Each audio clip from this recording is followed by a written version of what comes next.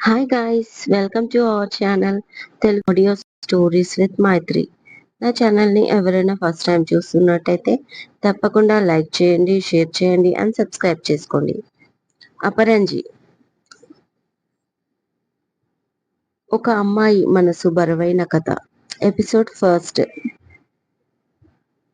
అప్పి అప్పి ఎక్కడున్నావే అని అరిచాడు శ్రీధర్. వస్తున్నా బావా అంటూ వచ్చింది అప్పి. ఏం చేస్తున్నావు అడిగాడు హెయిర్ సెట్ చేసుకుంటూ.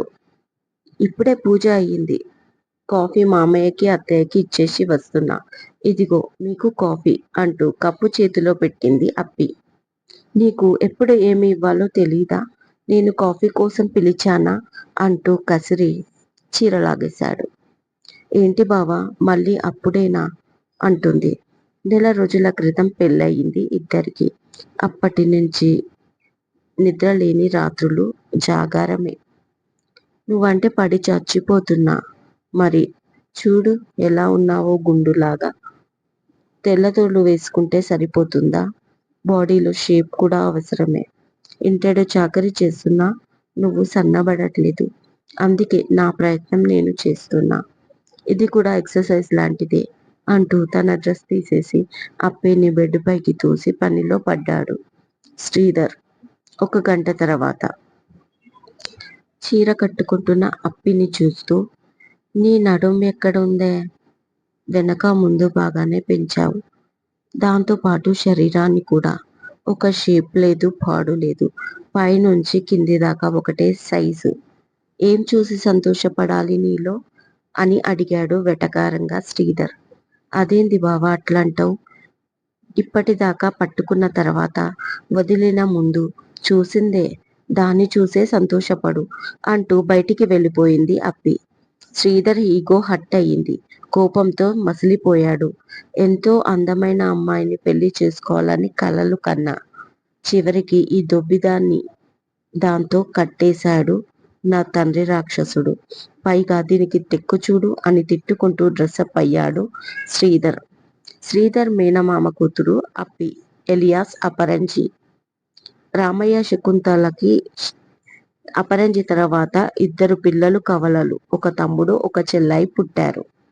వాళ్ళు 10 ఏళ్ళు నిండాక అంటే 5 ఏళ్ల క్రితం అప్పి తల్లిదండ్రులు యాక్సిడెంట్లో చనిపోయారు.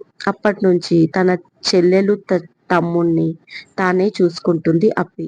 సెకండ్ ఇయర్ వరకు చదివిన అప్పి తల్లిదండ్రులు చనిపోగానే చదువు మానేసి ఇంట్లోనే ఉంది. తమ్ముడు చెల్లెలు హైదరాబాద్లోని హాస్టల్లో చదువుతున్నారు. అప్పి ఊర్లో ఒకతే ఉండేది. పెద్ద భవంతి ఇల్లు. 2-3 పనివాళ్ళు. అప్పి తర్వాత పిల్లలు పుట్టరేమో అని ఆస్తి మొత్తం అప్పి పేరు మీద పెట్టారు తల్లిదండ్రులు.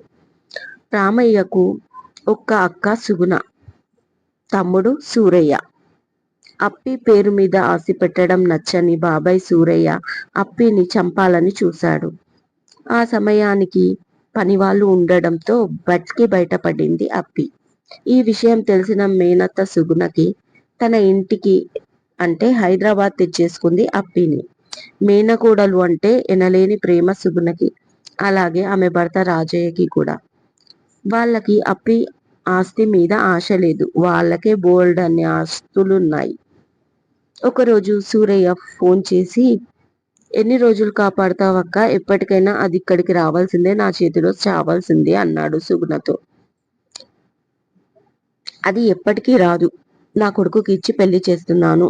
దాని ఆస్తి ఎక్కడికి పోదు. నువ్వేం చేసుకుంటావో చేసుకో అంటూ రాజయ్యకు విషయం చెప్పగానే వారం రోజుల్లో ముహూర్తం పెట్టించాడు. తండ్రంటే విపరీతమైన భయంతో, అపరంజి అంటే ఇష్టం లేకున్నా నచ్చకున్నా బలవంతంగా తాళి కట్టాడు శ్రీధర్. ఆ పర్సనాలిటీ చూసి ఎన్నోసార్లు దీన్ని ఎవడు చేసుకుంటాడో, అయిపోతాడు గురుడు అని మనసులో అనుకునేవాడు. అలాంటిది తనే తాళి కట్టాల్సి వచ్చింది. శ్రీధర్ ఒక సాఫ్ట్వేర్, చూడడానికి తెలుపు కాకుండా మంచి హైట్, పర్సనాలిటీ. చాలా బాగుంటాడు. సాఫ్ట్వేర్ ఫీల్డ్ లో ఉన్నందుకు ప్రతిరోజు అందమైన అమ్మాయిలతో సావాసం. కానీ ఇప్పటి వరకు ఎవరిని ఇష్టపడలేదు. ఒక అందమైన ఉంపు సొంపులు ఉన్న ఒక మోడల్ లాంటి అమ్మాయిని చేసుకోవాలని ఆశపడేవాడు. ఒక మూవీ చూడాలన్నా హీరోయిన్ అందంగా బాడీ షేప్ తో ఉంటేనే చూసేవాడు. అలాంటి అమ్మాయి కోసం అన్వేషిస్తూ అప్పి దక్కింది శ్రీధర్కి. అప్పి కూడా అందంగా ఉండదు అనడానికి వీల్లేదు. కాకపోతే మనిషి లావు, అందమైన చక్రాల్లాంటి కళ్ళు, సంపెంగ లాంటి ముక్కు, ఆరోగ్యవంతమైన శరీరం, మంచి హైటు, కాకపోతే లావుగా ఉంటుంది. ముఖంలో అందం ఉన్న చెస్ట్ నడుము కలిసిపోయి చీరకట్టుతో బాడీ షేప్ లేకుండా ఉంటుంది. Obesity problem. ఒళ్ళు తగ్గించుకుందామని చాలా ప్రయత్నాలు చేసింది. ఉపవాసాలు ఉంది, పొద్దున్నే వాకింగ్, ఎక్సర్సైజ్ లాంటివి చేసింది. చివరికి డాక్టర్ని కూడా కలిసింది. డాక్టర్ అన్ని టెస్టులు చేసి నువ్వు హెల్దీగా ఉన్నావు, బ్యాడ్ కొలెస్ట్రాల్ కూడా తక్కువగా ఉంది, ఇది జీన్స్ ప్రాబ్లం. మీ పూర్వీకులు ఎవరైనా లావుగా ఉండి ఉంటారు, వాళ్ళ జీన్సే నీకు వచ్చింది, అంతే తప్ప అన్హెల్దీ కాదు, ఇదేం వ్యాధి కాదు. డబ్బులతో ఏదైనా కొనవచ్చు కానీ హెల్త్ని కాదు. నువ్వు హెల్దీగా ఉన్నందుకు నువ్వు సంతోషపడాలి, కానీ బాధపడి నీ ఆత్మవిశ్వాసం దెబ్బ తీసుకోకు అని చెప్పాడు. డాక్టర్ మాటలు అప్పిపై చాలా బాగా పనిచేశాయి. అప్పటి నుంచి ఒళ్ళు కాకుండా తను ఆరోగ్యంగా ఉండడానికి ట్రై చేస్తుంది. ఆహారం తింటూ, వాకింగ్ ఎక్సర్సైజ్లు చేస్తూ, అప్పుడప్పుడు ఉపవాసాలు ఉంటుంది. పైగా పని వాళ్ళని కాదని ఇంటి పని మొత్తం తనే చేస్తుంది అప్పి. లంచ్ చేయకుండా ఏదో ఆలోచిస్తూ కూర్చుంటాడు శ్రీధర్. దూరం నుంచి చూసిన సుమన్ దగ్గరికి వచ్చి, ఏరా ఇంకా బాధపడుతున్నావా? పెళ్లి జరిగి 1 మంత్ అవుతుంది, ఇంకా అలవాటు పడిపోవాలి కానీ బాధపడతాడా అన్నాడు. మెల్లిగా మాట్లాడరా, నాకు పెళ్ళైన విషయం ఇక్కడ ఎవరికీ తెలీదు. నీకు తెలుసు కదా, తెలిస్తే మళ్ళీ పరిచయం పార్టీ అంటారు. నాకు అదంతా ఇష్టం లేదు అన్నాడు శ్రీధర్. అసలు నీకు పెళ్లి ఇష్టం కాదు, పెళ్ళామే ఇష్టం లేదు. ఇక అవన్నీ ఎలా ఇష్టం ఉంటాయి చెప్పు. నేనైతే ఇంకెవరికి చెప్పలేదు, నువ్వు భయపడకు అన్నాడు సుమన్. రేయ్, పెళ్ళాం విషయమేమో గాని పెళ్లి ఇష్టం లేదంటే నన్ను అదో రకంగా చూస్తారు. నాకు ఇష్టమే పెళ్లి, కానీ ఆ దొబ్బిది నచ్చలేదు, ఎలా వదిలించుకోవాలో తెలియట్లేదు అన్నాడు. ఎందుకురా వదిలించుకోవడం, కాస్త జిమ్కి తీసుకెళ్ళు, స్లిమ్ గా తయారవుతుంది. షాపింగ్ కి తీసుకెళ్ళు, ఫ్యాషన్ అప్డేట్ అవుతుంది. అలాగే పార్లర్ కి తీసుకెళ్ళు, తనని స్టైల్ గా రెడీ చెయ్యి. అమ్మాయిలు ఇలాంటి వాటిని చాలా ఇంట్రెస్ట్ గా ఫాస్ట్ గా నేర్చుకుంటారు సలహా ఇస్తాడు సుమన్. అవన్నీ చేస్తుందిరా, అందంగా కూడా ఉంటుంది, కానీ ఒళ్ళే డ్రమ్ములా ఉంది, దాన్ని మార్చడం నా వల్ల కాదు. అది డాక్టర్ కూడా చూపించుకుంది పెళ్లి కాకముందు. అది జీన్స్ ప్రాబ్లం అంట అన్నాడు నిరుత్సాహంగా. అలా అయితే వీటన్నిటికీ ఒకటే సొల్యూషన్, నువ్వు పాటిస్తానంటే చెప్తా. ఏంటది అడిగాడు శ్రీధర్. నీ బాధ చూడలేక చెప్తున్నా, నువ్వు ఫాలో అయితే ఇది పెద్ద విషయం కాదు అన్నాడు సుమన్. ఇంతకీ ఏంటి విషయం అడిగాడు శ్రీధర్. నువ్వు ఇప్పటి వరకు ఏ అమ్మాయిని ఫ్లర్ట్ చేయలేదు. నచ్చితే ప్రేమించాలి, పెళ్లి చేసుకోవాలనే ఉద్దేశంతో.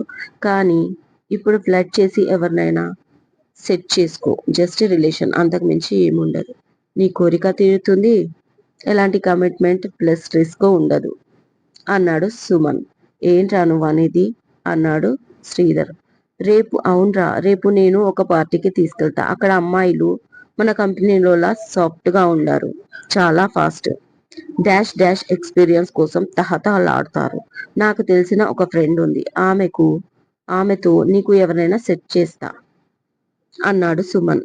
నిజమా? ఇది వీలవుతుందా? ఎక్కడ లేని ఉత్సాహంతో అడిగాడు. 100%.